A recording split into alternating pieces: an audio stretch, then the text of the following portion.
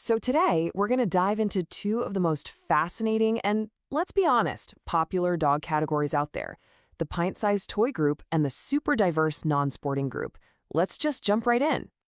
Okay, so what could a tiny Chihuahua and a big, spotty Dalmatian possibly have in common? I mean, at first glance, absolutely nothing, right? One can fit in your purse, the other is famous for hanging out with fire trucks. They seem like they're from totally different planets. But believe it or not, there's a really important connection that helps us understand both of them way better.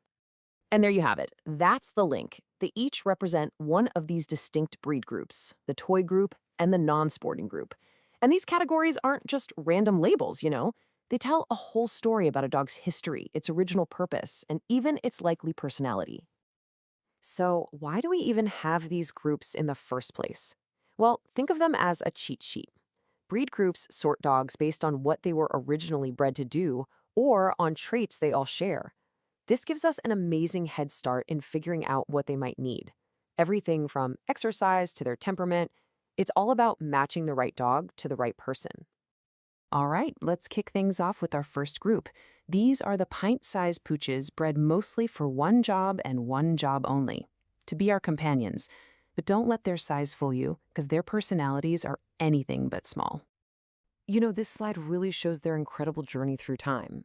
A lot of these little guys actually started out with real jobs, like hunting rodents, or they were these fancy status symbols in royal courts. But as our lives changed, so did their roles. They went from being tiny workers and elegant accessories to becoming the expert lap warmers and cherished family members that we absolutely adore today. And you're definitely going to recognize some of these little superstars.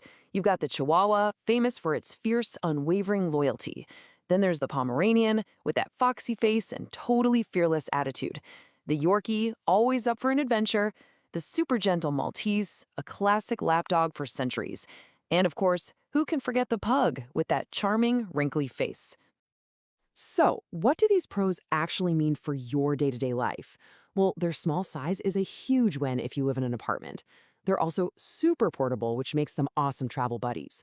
Plus, things like lower exercise needs, smaller food bills, and often a longer lifespan mean they can fit really well into all sorts of homes and budgets. It's pretty easy to see why they're so popular, especially for people living in the city. But it's not all sunshine and tiny sweaters. You have to remember their small frames make them pretty fragile, and they can get injured easily. Some of them have a stubborn streak, which can make training a real test of patience. They're also prone to certain health things, like dental problems. And don't let that tiny package fool you. Some of them are little balls of energy. And really, this quote from the American Kennel Club just hits the nail on the head. It sums them up perfectly.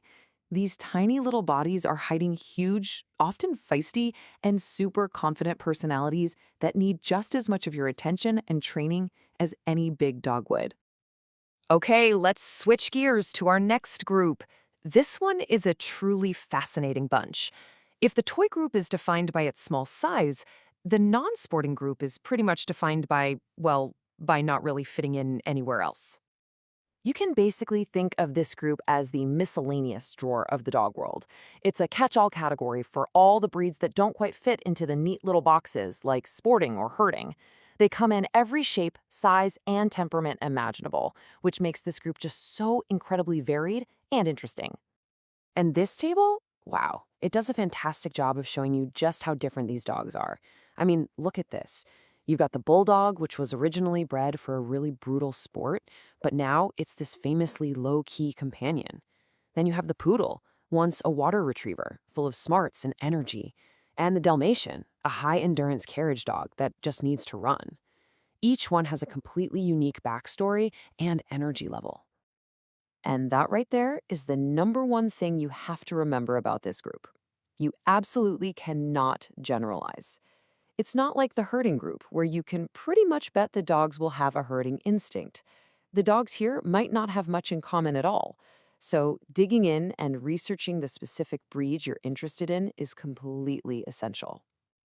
Okay, so we've got all this great information, but how do we actually use it to find the right dog for you? Well, it all comes down to asking yourself a few really important questions. First things first, grooming. This is a huge lifestyle factor, and you've got to be honest with yourself. Are you up for daily brushing and regular trips to the groomer, or are you looking for a dog that's a little more wash and go? I mean, just look at the difference here. You have breeds like the Poodle or the Bichon Frise, whose coats need constant professional care to stop them from getting painful mats.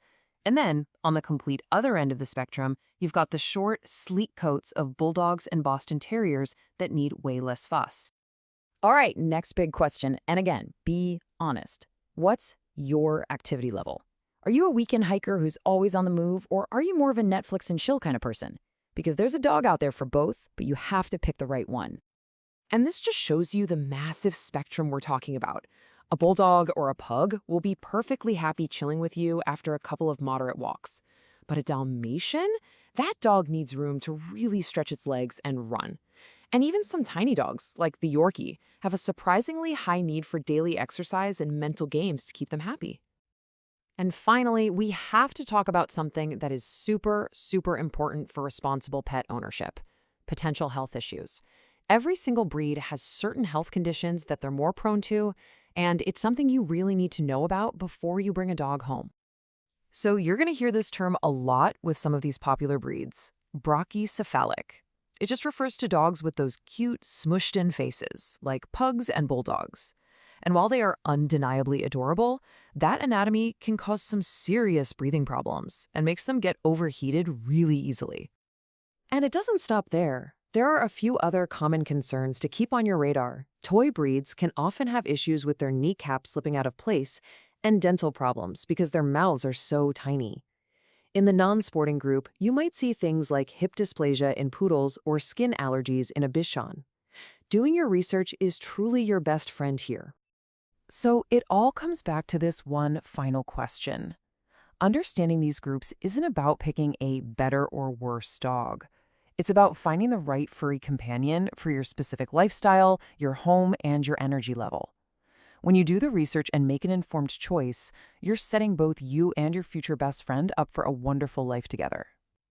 Like this video, subscribe to the channel, and press the bell icon. That way you'll never miss an update. Thanks for watching.